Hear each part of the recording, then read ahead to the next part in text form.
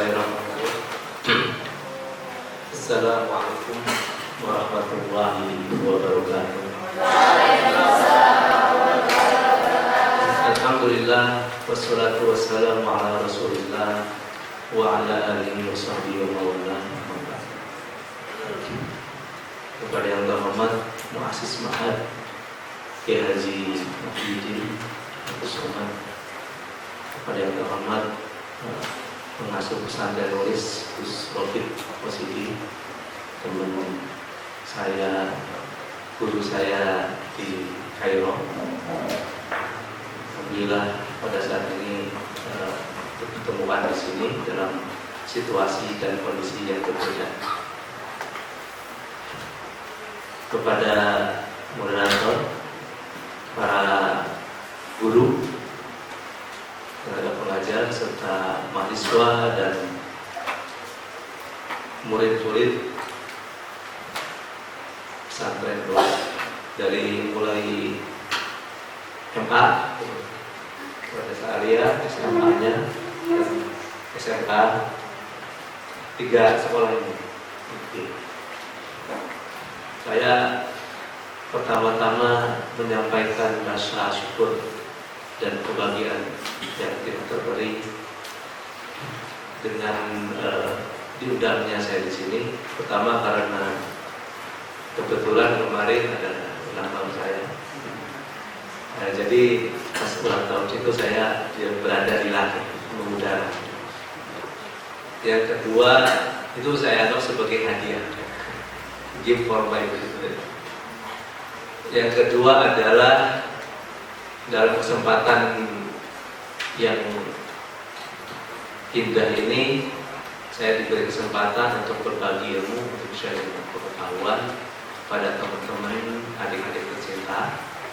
Semoga apa yang bisa saya berikan, yang saya tularkan bisa menjadi virus, bisa menjadi kebaikan buat kita semua. Amin.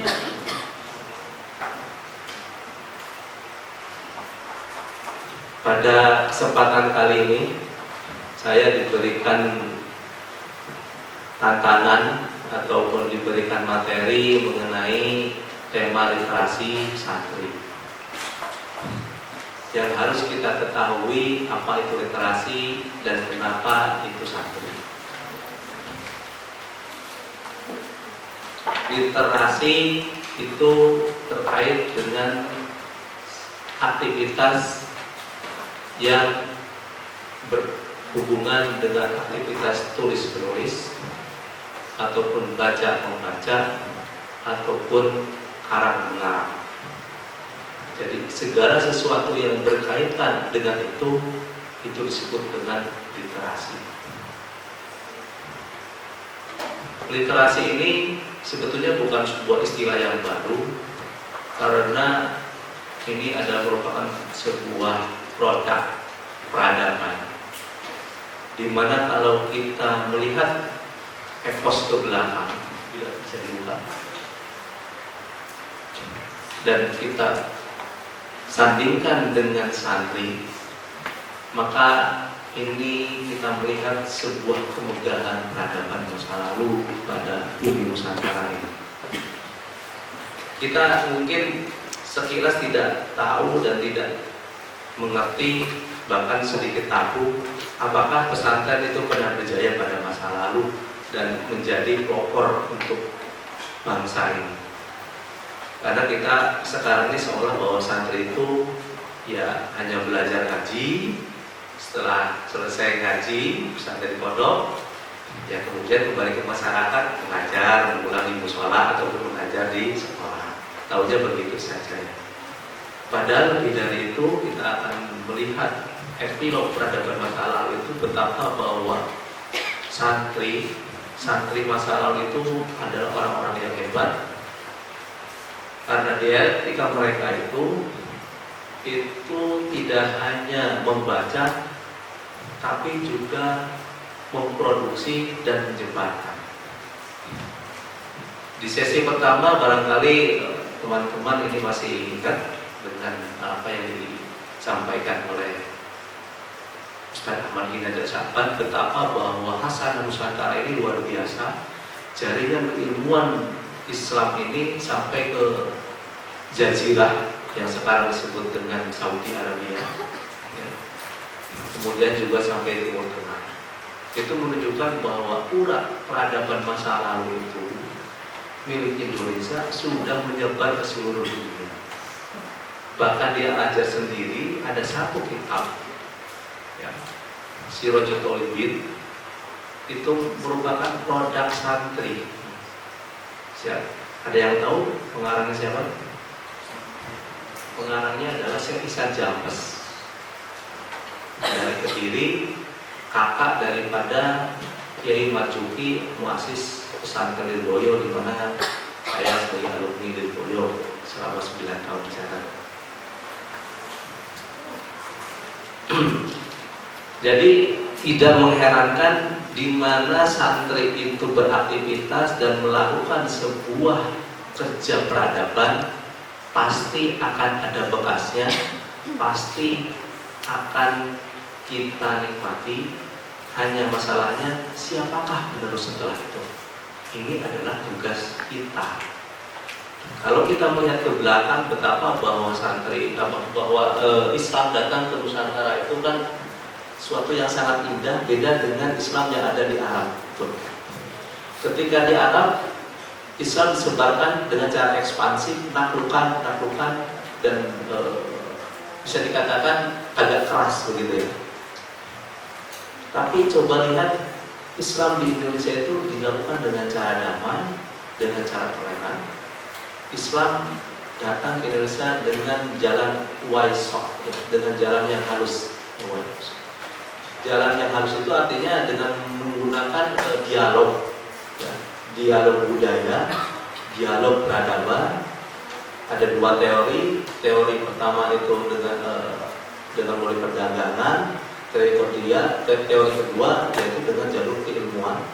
Makanya kita baca ke belakang, jadi ada yang tadi sih keilmuan di Nusantara itu ada dua. Pertama, gelombang pengetahuan musliman yang datang ke Nusantara abad ke-13 itu dengan cara yang penyebaran murni, ya, dengan misionaris begitu ya. Ya, tapi bukan dalam pengertian misionaris Kristen ya. Sesuatu yang misionaris berarti menyebarkan. Nah, ini yang diambil oleh para wali-wali itu, ya. Mereka mengajarkan itu dengan cara yang lebih lebih menunjukkan kearifan lokal. Kurang keras ya? Sudah, saya tempelkan. Jadi yang pertama itu lebih kepada ciri tasawuf dan kehidupan akhiratnya. Nah, ini yang dibawa oleh para wali-wali, wali Songo dan sebagainya. Kalau kemudian yang kedua adalah gelombang pengetahuan pada abad 18 ini yang dibawa itu dari semenanjung Arabia, yang mereka itu mengambil ilmu itu dari Hijaz. Ya. Ini pada masa mulai adanya kolonialisme.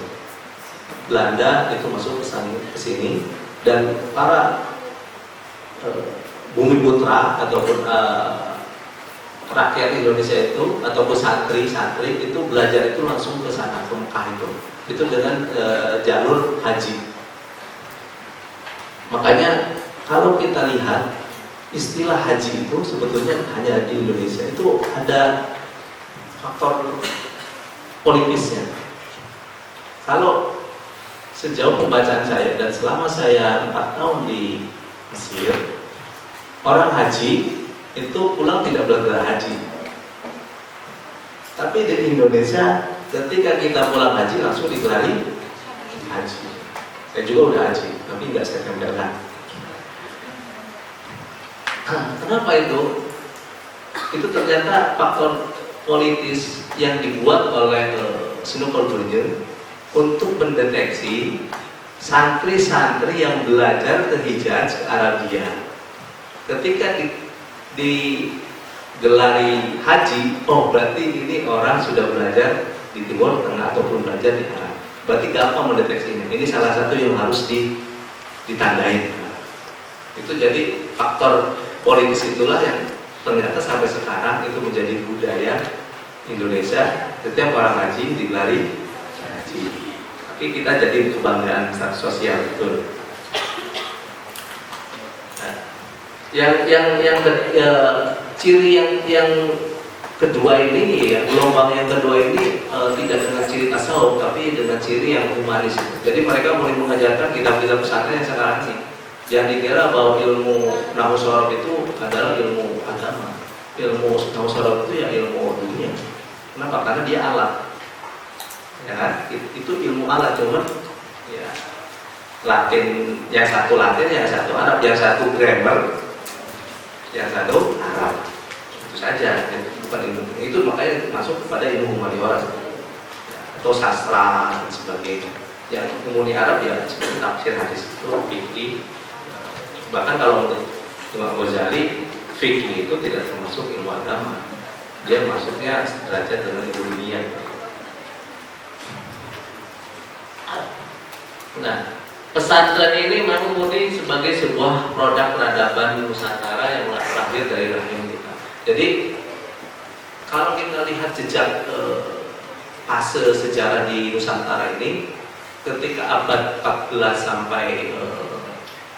sampai 17 itu adalah fase kerajaan Islam, dari Samudra Pasai, kemudian Ternate, kemudian Demak dan sebagainya. Itu di abad-abad 14 sampai 17. Kemudian di abad 17 ke 18 itu di situ mulai berdiri pesantren-pesantren sebagai apa? Sebagai metamorfosis dari bentuk kerajaan menuju pesantren. Makanya kita akan menyaksikan tradisi kerajaan dalam pesantren itu di Jawa itu masih kental. Ya di sini termasuk salah satunya, gitu kan. Karena pesantren itu kan miniatur sebuah kerajaan seperti itu. Tapi itu sebagai suatu bentuk yang bagus. Kenapa? Kami bentuk takdim kepada hulunya, kepada kiainya. Pesantren ini adalah merupakan suatu produk yang memang sangat murni hasil dari peradaban Nusantara, dan dari sini juga menghasilkan sebuah kejayaan, termasuk pesantrennya adalah lembaga paling kuno di Indonesia yang mencetak pengkaderan para anak didiknya. Dan adanya pesantren ini sebuah Islam rahmatan lil alamin.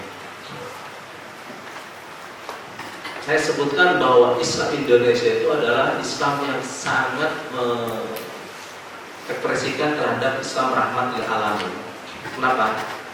Karena di sini semua unsur suku, budaya, agama itu hadir tanpa cekcok, tanpa konflik. Ini menunjukkan rahmat pada semesta, rahmat pada semua manusia, tidak lil muslimin saja, hanya kaum muslim, tapi lil alamin. Alam itu masih Allah. Suatu yang saya tahu berarti semua makhluk, baik itu makhluk hidup ataupun makhluk mati, baik itu alam ataupun manusia. Apalagi artinya di sini memang Islam itu adalah agama yang luar biasa, ya. Tidak ada yang Tuhannya. Dan kita bangga dan kita harus mengakui seterus-terusnya, sehebat-hebatnya bahwa Islam itu adalah agama nomor satu dan tidak ada bandingnya. Ya. Ayat sebut Islam apa? Ya lualah. Diulang itu benar. Tinggal masalahnya bagaimana kita mengekspresikan yang menjadi juara. Ijazah Islam wal muslimin itu bagaimana? Ini masalahnya di Islamnya. Apa di musliminnya? Kan itu. Masa ya kita salahkan agamanya? Teroris itu salahnya di agamanya apa terorisnya? Teroris.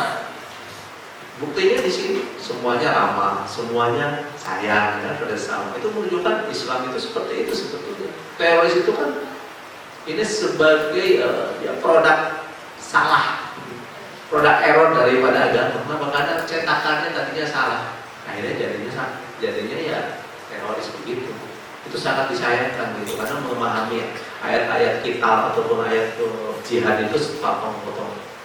Ya, faktulu Ya pokoknya semuanya diburu, semuanya tanpa melihat geografi dan kondisi seperti itu. Saya lanjut. Nah, pesantren ini suatu yang luar biasa. Kenapa? Karena memberikan sumbangsi yang luar biasa bagi bangsa ini pada fase sejarah abad yang ke-18 ini dan 19 kita bisa menyaksikan bagaimana lahir daripada pesantren itu tokoh-tokoh pergerakan nasional, ya, yang mengawal kemerdekaan bangsa ini. Bahkan negara Pancasila itu sangat mempunyai nilai-nilai Islami. Orang-orang pesantren seperti Ki Muhammad Subulur, siapa lagi? Siapa lagi? Ya Hashim. Kemudian siapa lagi? Putranya?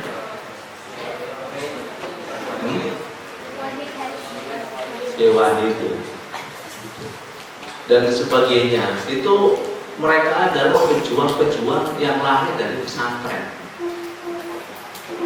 Artinya apa? Artinya apakah pesantren itu selalu menjadi dianggap pendidikan terbelakang? Jawabannya apa? Tidak. Kita lanjutkan. Nah, ini salah satu contoh, salah satu bukti bahwa pesantren itu bukan yang terbelakang. Ketika kita meninjau pandangan orang-orang orientalis ataupun orang barat terhadap Islam, seperti Ernest Renan, orientalis daripada Prancis itu sangat kritis terhadap Islam, sampai dibilangin bahwa Islam itu adalah merupakan mata rantai yang paling berat dibicarakan pertemuan manusia. Islam merupakan agama fanatik dan Islam itu adalah bisa membangkrutkan peradaban manusia. Itu kenapa? Karena berangkat dari sinisme, berangkat daripada bahwa bahwa Ernest Renan ini adalah salah satu daripada misionaris yang membawa bagian daripada ekspansi penjajahan itu yang hiji itu ya. God, kemudian God, glory sama God. Jadi emas, kejayaan dan agama, kan? Nah, yang God ini karena Renan ini bertugas di sana gitu, untuk menghancurkan Islam dari dalam. Jadi tujuan dari penjajahan itu kan tidak hanya mencaplok alam yang ada di bukannya itu kan, tapi termasuk menjadikan penduduknya itu mengikuti agamanya, kan seperti itu. Ya. Makanya seperti Maluku, Timor, NTT itu hasil daripada konstelasi penjajah ke negeri tersebut, sehingga akhirnya dari agama Hindu ataupun agama lokal menjadi agama Kristen dan sebagainya. Termasuk yang paling disayangkan di Spanyol ini. Itu bukti bahwa Spanyol yang tadinya merupakan mercusuar peradaban Islam di Eropa pada saat itu, di mana orang-orang Eropa berbondong-bondong belajar Islam ke Spanyol ini, tapi ketika perang salib itu terjadi pecah-belah dan di sana setelah itu para penduduknya diberikan dua syarat. Yang pertama mati, yang kedua masuk agama Kristen. Pilih yang mana coba? Nah itu aja kan sekarang Spanyol seperti itu. Spanyol itu kan Hispania, dan Hispania itu kan dari bahasa Hispania. Spanyol, Hispania. Dulunya Hispania. Hispania itu ya Spanyol itu. Kalau Hispania Spanyol. Jadi itu kita harus jadikan sebagai catatan sejarah, ya. Apapun yang ada pada belahan bumi ini, termasuk Indonesia, itu bisa saja terjadi. Ya. NU ini dan pesantren ini adalah satu-satunya pendidikan yang bisa menyelamatkan peradaban tersebut. Induk peradaban Nusantara itu sekarang ini ada di pesantren, bukan tinggi, bukan. Tapi di pesantren ini kalian adalah cikal bakal pemimpin bangsa cikal bakal pemimpin tanah air, menjadilah agamawan yang mengerti saintis dan saintis yang mengerti agama. Saintis tanpa landasan moral agama kacau. Jadinya apa? Jadinya ateis, tidak mengerti agama. Agamawan yang tidak melek terhadap teknologi, tidak kolak. Santrennya itu saja, nggak mau menerima teknologi, sampai akhirnya terkucilkan. Akhirnya yang mengucilkannya ya zaman sendiri. Akhirnya apa? Bergeserlah oleh zaman sehingga ditinggalkan. Tidak ada yang mau mondok ke sana. Kenapa? Zaman sudah berubah. Disinilah kemudian kita harus pintar-pintar. Ketika zaman berubah, maka institusi juga harus melakukan rekayasa, melakukan transformasi, melakukan evolusi dan semacamnya agar selalu menawarkan solusi zaman, selalu menawarkan ide-ide modernitas agar anak muridnya itu sinkron menjadi ibnu zaman. Ibnu zaman itu apa? Ibnu zaman itu adalah anak peradaban, bukan ibnu maldi. Ibnu maldi itu anak masa lalu. Fisiknya itu ada hari ini, pikirannya masa lalu, kolot gitu kan. Pikirannya tidak terbuka, itu namanya ibnu maldi, anak masa lampau, cuma fisiknya aja hadir pada masa. Kita tidak mau seperti itu. Kita harus terbuka pikirannya, ya, harus menjadi seorang futuristik, menjadi seorang yang bervisi masa depan. Apa yang akan terjadi 20-50 tahun ke depan kita harus persiapkan. Mumpung kalian masih muda, masih unyu-unyu, ya, masih cantik-cantik, ganteng-ganteng. Tapi itu jangan jadikan sebagai sebuah kendala. Fisik itu, ya, seperti ini, tapi pikiran bisa melampaui bayang. Pikiran itu tidak dimakan oleh usia. Kadang usia itu kan menghipnotis ataupun membuat. Kadang orang yang usia tua tapi tidak dewasa. Karena ada istilah dewasa tidak karena umur, ya, tidak karena usia. Artinya ini apa? Artinya berarti yang namanya kematangan ilmu itu tidak diupayakan atau tidak ada kaitannya dengan usia. Ini tidak berbanding lurus. Tidak ada sinkronisasi antara usia dan ilmu. Ketika seorang belajar sungguh-sungguh menjadi seorang yang ahli di bidangnya, maka dia matang sebelum waktunya. Dan itu kelak pastikan menjadi pemimpin masa depan. Ya. Semoga kita menjadi bagian daripada itu. Kita lanjut. Jadi hipotesanya Ernest Renan itu ternyata ya itu kalah oleh kita, ya, di Indonesia ini. Maaf, yang kedua di atas lagi. Hipotesa yang kedua ini adalah orientalis Neyman ini mempunyai sebuah hipotesa bahwa Islam itu justru akan maju, justru akan tumbuh sesuai dengan napas peradaban. Melihat apa? Melihat ketika Indonesia ini hadir begitu rukun, hidupnya sederhana, rukun tetangga, rukun agama, rukun sosial, rukun bangsa. Melihat memang ini, nah inilah sebetulnya Islam. Dan inilah sebetulnya ekspresi Islam dunia. Jadi Indonesia ini menjadi kunci dan miniatur Islam yang sesungguhnya. Bukan Islam Timur Tengah. Kita tahu Timur Tengah seperti apa sekarang ini kan? Kerjaannya perang, ya kan? Hampir semua di Timur Tengah sekarang mengalami perperangan, dan hampir negara-negara yang dulu itu adalah negara hebat sekarang hancur dulu patah. Ya. Itu kita tidak mau terjadi pada bangsa kita tercinta ini. Makanya seperti pengurus besar dan ulama, ketua ketua umumnya yaitu Profesor Senator Siloj itu menekankan bahwa nasionalisme lebih penting daripada agama.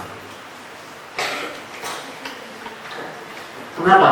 Karena kalau agama yang didahulukan, yang terjadi adalah konflik. Di Suriah, kenapa? Karena konflik agama, betul. Antara Sunni dan Syiah. Itu apa? Gara-gara yang satu ingin agama ini Sunni, yang satu ingin negara ini Syiah, ini jadilah perkara, jadilah peperangan. Yang jadi korban siapa? Korban yang masyarakat. Tapi yang paling menyedihkan apa? Korban peradaban itu. Semua perpustakaan dibakar, semua perpustakaan sampai seperti ulama Ramdan Al-Buti sekali berdunia itu dibom. Coba bayangin, orang lagi ngajar di masjid dibom, gimana coba? Enggak sangat ya buat kita itu lucu begitu ya kok. Ya terlalu sangat miris orang belajar, orang mengajar di masjid kemudian dibom gitu. Sekelas Ramdan Al-Buti lagi yang luar biasa kita begitu. Jadi kita tidak ingin bahwa ini terjadi pada bangsa ini. Makanya ubudwatul minal iman, nasionalisme itu bagian dari iman. Itu harus ditanamkan. Makanya saya sendiri itu punya visi misi dan rencana di Cirebon ini itu mendirikan pesantren, namanya itu Pesantren Bangsa. Ini mungkin belum pernah ada dan belum pernah saya dengar, tapi saya tiba-tiba muncul ide seperti itu. Kenapa? Karena saking krisis pesantren ini banyak disalahgunakan, banyak dianggap pesantren itu nasionalis begitu, dianggap sarang teroris dan sebagainya begitu. Makanya saya ingin pesantren ini adalah kita terakhir diusunglah Pesantren Bangsa. Soalnya nanti 1 Muharram ini peresmiannya sudah ada di tanah 1 hektar lebih 1,2 hektar 2.000 dan sudah ada fisik bangunannya, rumah doanya. Semoga nanti kapan-kapan yang dari sini kita nanti tukar pelajar. Ya, dengan rencana nanti saya juga akan mendirikan sekolah SMK, SMP itu, tapi bertaraf internasional.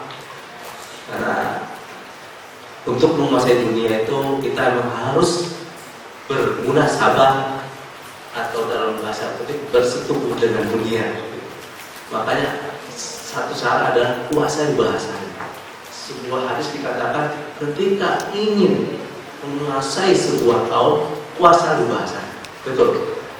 Maka ketika kita ingin menaklukkan dunia, kuasai bahasanya. Apa bahasanya? Bahasa Inggris, bahasa Arab. Nah,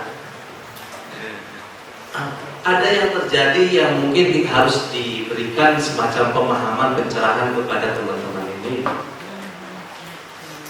bahwa kita ini di pesantren belajar dengan menggunakan kitab kuning, dengan menggunakan bahasa Arab.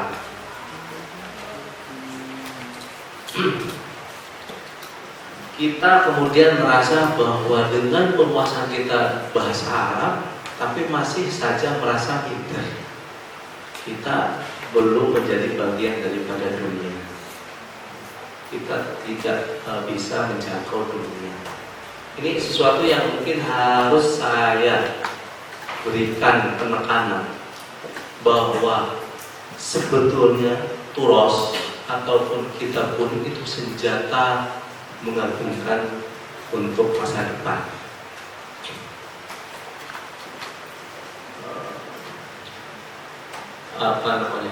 The amazing weapon begitu. Jadi suatu yang senjata yang sangat mengagumkan untuk masa depan. Kenapa? Karena kecenderungan begini, orang Barat itu konten keilmuan itu minim, tapi metodologi itu tinggi. Tapi orang Islam, orang-orang pesantren konten keilmuan itu banyak, tabur gitu luas, tapi minim metodologi. Nah, pertanyaannya adalah apakah kita bisa mengintegrasikan dua hal ini? Kita bisa memadukan, bisa menjadikan dua sektor ini menjadi sebuah kekuatan kita untuk menguasai diri kita, menjadi masa depan kita, menjadi agen of change, menjadi agen perubahan, menjadi leader for future, untuk pemimpin masa depan. Imam dari Mustaqbal.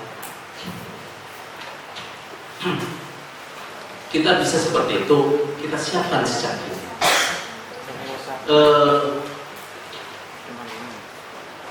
Jadi yang harus kita gali ini adalah kita tidak boleh imperial. Tahu imperial? Imperial itu mental kecil, mental lemah, kita tidak punya apa-apa, tidak merisi, tidak merasa memiliki apa.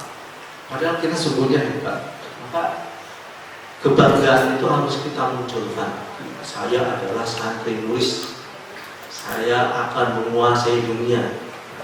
Harus mulai dicatat seperti itu.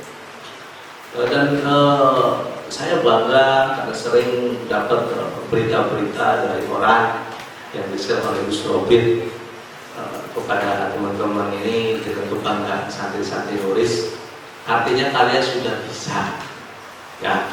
Kalian sebagai pilot proyek peradaban Nusantara, tinggal bagaimana mempertahankan ini dan menaikkan trendnya ini menjadi dari individual menjadi komunal, dari virus sendiri menjadi virus bersama, dari mumpalit menjadi jamaah.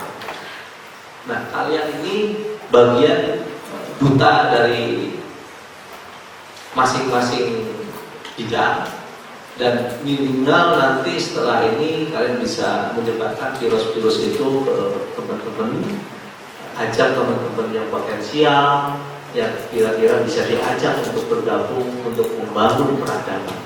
Mari kita kerja untuk peradaban, mari kita kerja untuk kebaikan dunia. Nah, kita lanjut. Oke, kita masuk ke sini. Jadi tadi sekilas bahwa betapa Indonesia itu hebat ya, dari mulai masa lalu sampai sekarang. Ini pertanyaan yang paling penting.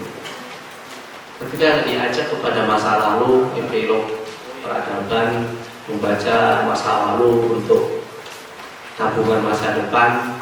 Nah, ini masa depan. Masa depan. Sampai sejauh mana kalian, di manakah kedudukan kalian dalam lingkaran literasi.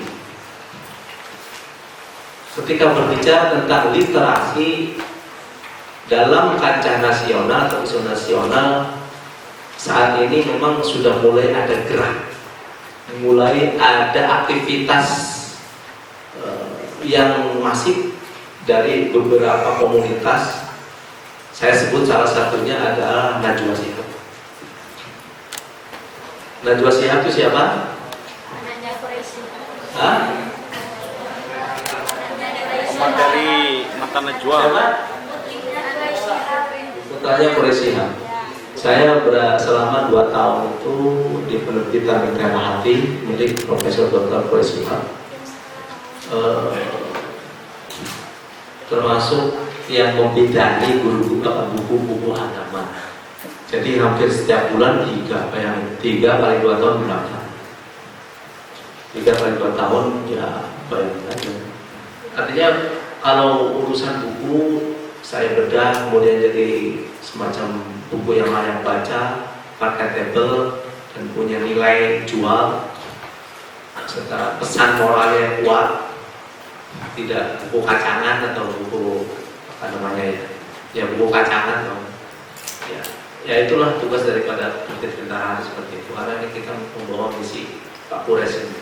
Nah, mata Najwa ataupun Najwa Shihab ini kan kemarin baru di-share ataupun keluar daripada mata Najwa itu kita sayangkan, tapi itu merupakan bagian daripada ya, siklus sosial, siklus peradaban. bahwa dirinya sebagai duta baca Indonesia itu patut kita apresiasi. Darinya itu kemudian banyak sekali geliat-geliat orang untuk kembali memulai membaca sebagai sebuah hobi, sebagai sebuah kebutuhan. Yang sering sekali keliling ke Indonesia, ke pesisir, Nusantara, tiap tanggal 14 mengirimkan buku kemanapun, pokoknya tanggal 14 itu pasti mengirimkan buku. Kalau mau minta ke sana, pasti itu. Nah, itu adalah wilayah di mana beliau posisinya sebagai duta baca nasional. Tapi belum ada bagaimana gerakan membaca ini dari kaum santri. Saya harap di sini saya memulai dengan gerakan literasi ini membuat kalian menjadi pecinta buku, menjadi butuh buku, dan mencintai buku dan memproduksi. Bagaimana caranya? Caranya ya tentu ada. Tapi yang saya tekankan adalah, coba ditambahkan atau atas lagi nih. Nah, udah satu lagi. Nah, saya mulai lagi. Jadi kalau saya tambahkan itu adalah literasi ini bukan sesuatu yang asing. Kenapa? Karena bagian daripada bagaimana adanya propaganda, bagaimana ya program-program itu diteriakkan, kemudian ditanamkan, dibumikan begitu. Ya, kita harus tahu bahwa strategi dakwah santri itu ya dengan cara literasi kita harus melek, dan ICT dakwah. Kita tahu information, communication, and telecommunications. Informasi, komunikasi dan teknologi gitu. Jadi kita harus membaca zaman bahwa terjadi sekarang ini migrasi tulisan dari kertas kepada digital, dari pohon kepada gadget. Ya. Kita manfaatkan. Ya. Sekarang ini yang namanya menulis itu tidak lagi seperti dulu. Ketika menerbitkan itu sangat ketat di penerbitan, harus diseleksi, harus layak dan sebagainya. Sekarang ini kita adalah menjadi bagian daripada literasi itu. Ini ada perubahan yang disebut the death of author, matinya sang pengarang. Kenapa? Kita sendiri itu menjadi pengarang, tidak perlu ada orang-orang lain yang menyunting dan mengurus. Ketika kita kemudian menulis status di Facebook, maka kita sebagai pengarang tanpa ada yang menyunting, tanpa ada yang mengoreksi, dan langsung dibaca oleh dunia. Makanya di situ tugas kita adalah kita menjadi guru bagi diri kita sendiri. Kita harus mengajarkan mental, spiritual, dan intelektual agar setiap yang kita tulis itu berbobot dan punya nilai.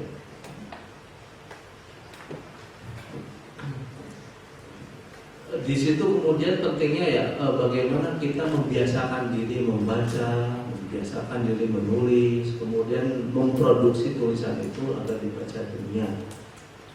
Memproduksi tulisan itu sekarang tidak harus dengan buku, ya dengan medsos itu sudah jadi bagian. Ya. Itu adalah sarana paling murah, paling efektif untuk menggiatkan diri menjadi pembaca.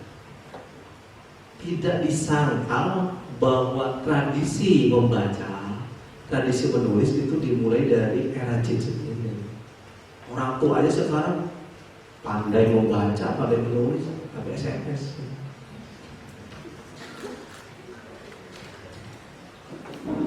Semuanya pegang gadget, membaca status, mencatat di grup. Nah itu sebetulnya bisa dialokasikan, bisa dijadikan sebagai sebuah strategi bagaimana kebiasaan atau habitus pasar ini yang sudah menjadi bagian atau style kita itu berbuah baik, itu menjadi habitus yang positif, menjadi kita kreasikan sebagai sebuah tulisan.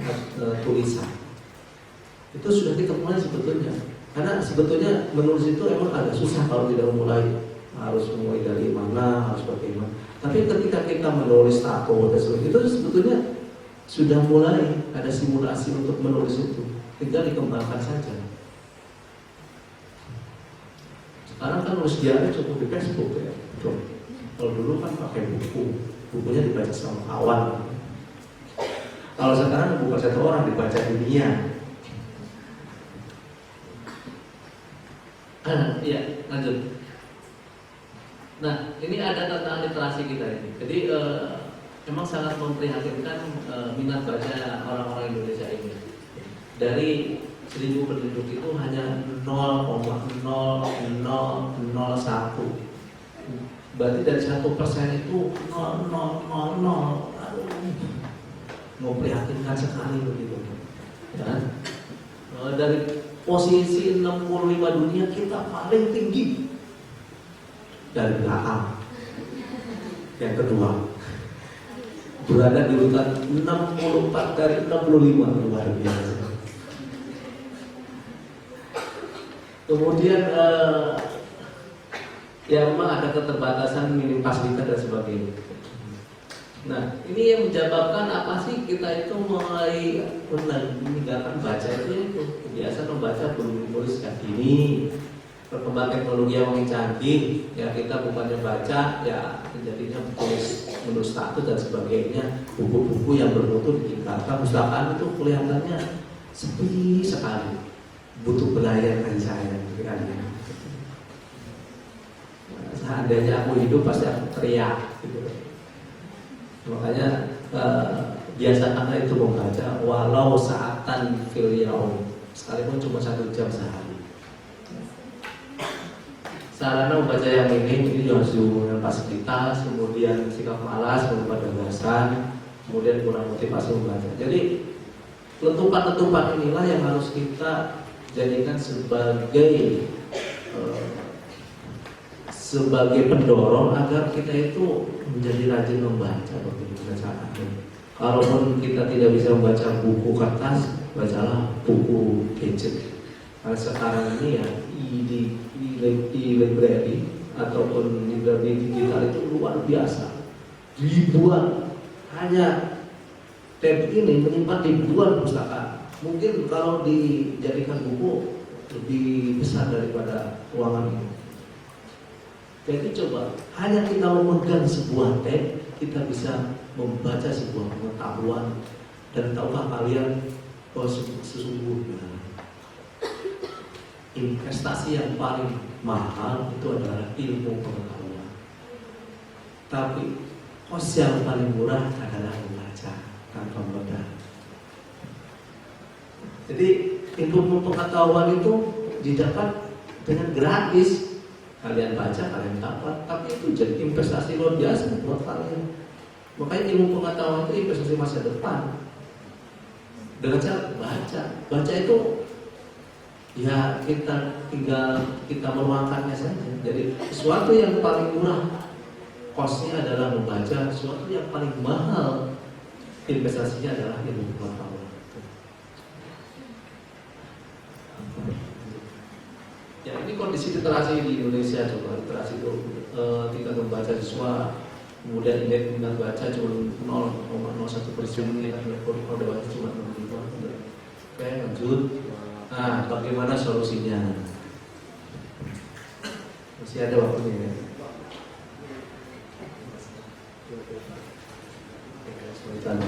Baik, solusi literasi, bagaimana kita membangkitkan gairah. Giroh, gairah itu giroh dari bahasa Arab. Giroh itu giroh, lil jami hadal bahan. Membangkitkan gairah untuk semua, untuk pesantren. Jadi harus digerakkan al-qira'ah lil jami. Al-qira'ah lil jami itu adalah membaca untuk semua. Di Mesir itu sistem presiden itu Susanto Barok pas zamannya Husnul Mubarak itu luar biasa konsep terhadap ilmu pengetahuan. Beliau itu punya slogan di dalam setiap jalan-jalan luas itu ada al-qiraah lil jami', membaca untuk semua. Dan kemudian di samping itu juga menyuplai, mensubsidi agar buku itu sangat murah. Buku itu yang buku bagus hanya 2,5 pon.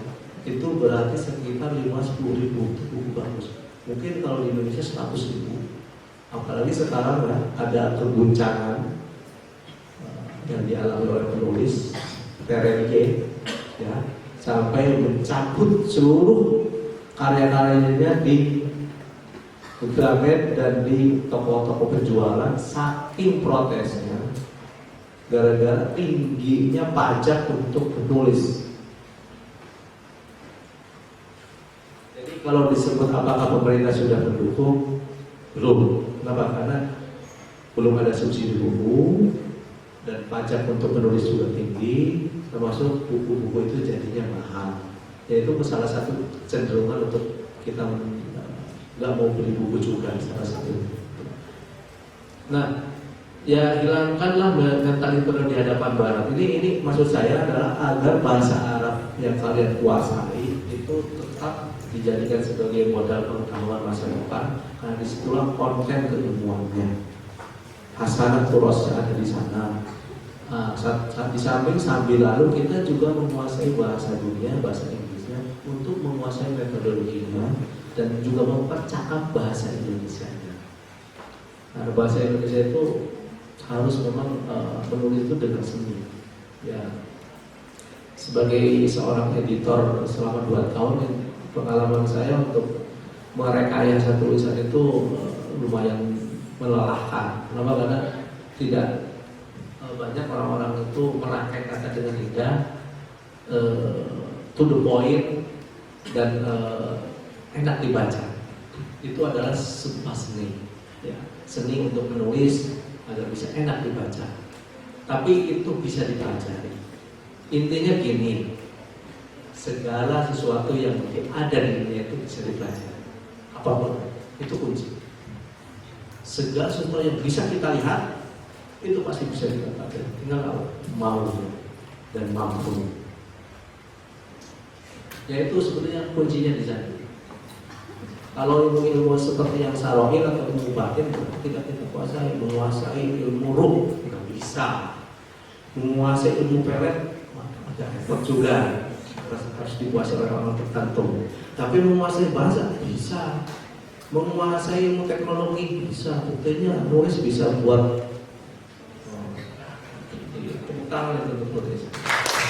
Nah, artinya santri itu bisa untuk membuat sebuah karya.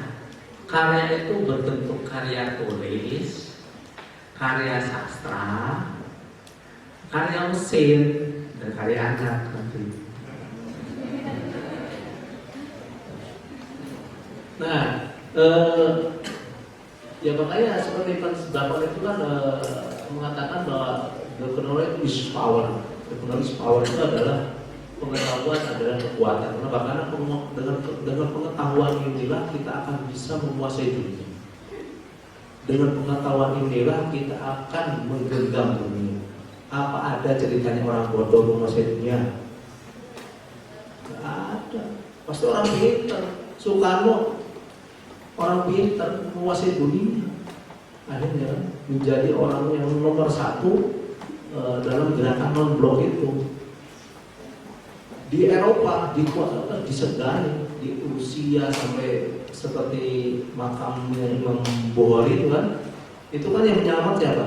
Itu Soekarno. Termasuk yang menyelamatkan Al-Azhar ketika suatu saat Al-Azhar pernah akan ditutup oleh Jamal Abdul Nasir, presiden Mesir itu, yang memberikan bisikan agar Al-Azhar itu ditutup Soekarno. Karena ini dekat Soekarno sama.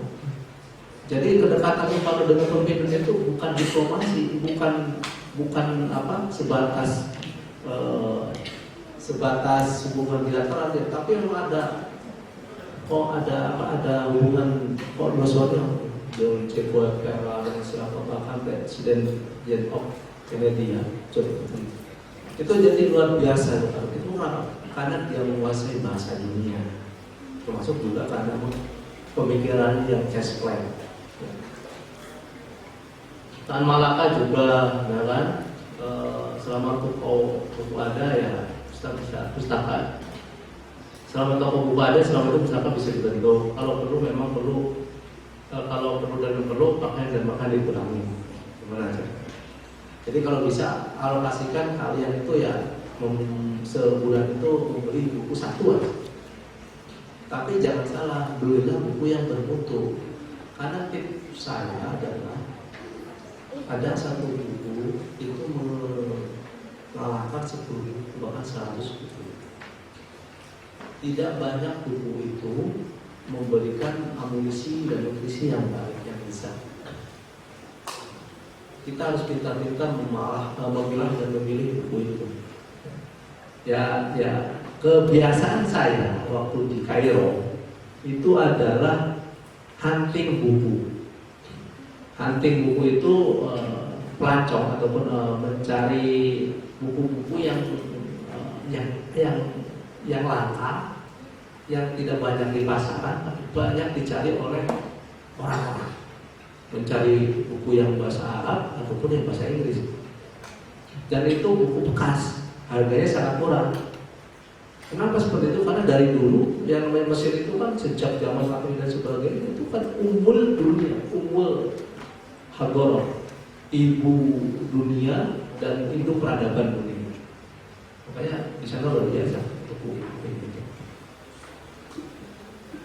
Nah, bagaimana kita menjadi dari leading society menjadi masyarakat menuju antar society. Jadi yang targetkan sekarang itu kita bisa nggak menjadi masyarakat santri membaca itu, agar kita itu menjadi masyarakat santri yang maju, berkemajuan. Ya. Itu harus ditanamkan buat kalian, harus ada gerakan-gerakan di mana emang saya ingin kalian itu memulai dari sini, buatlah program yaitu gerakan pesantren membaca ataupun gerakan santri membaca, GSM, gerakan santri membaca. Saya ingin itu dimulai dari pesantren lurus ini.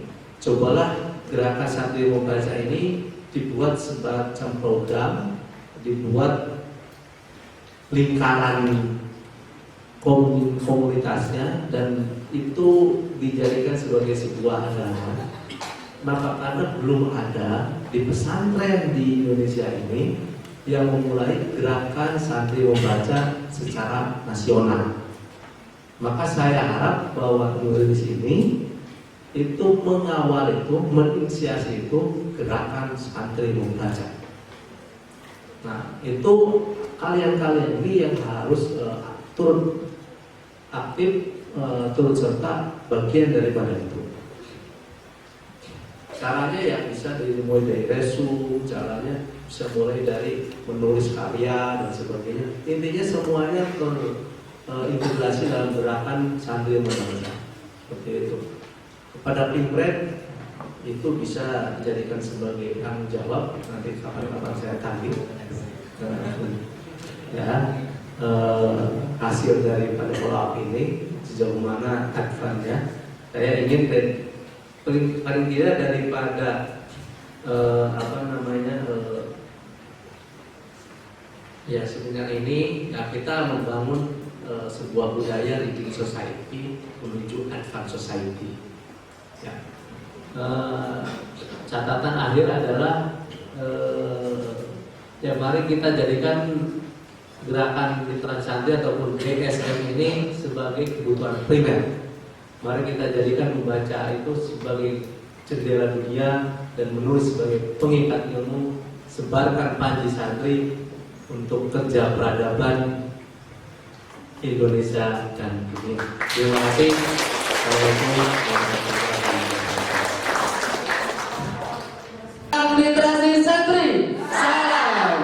Gerakan Literasi Santri Indonesia.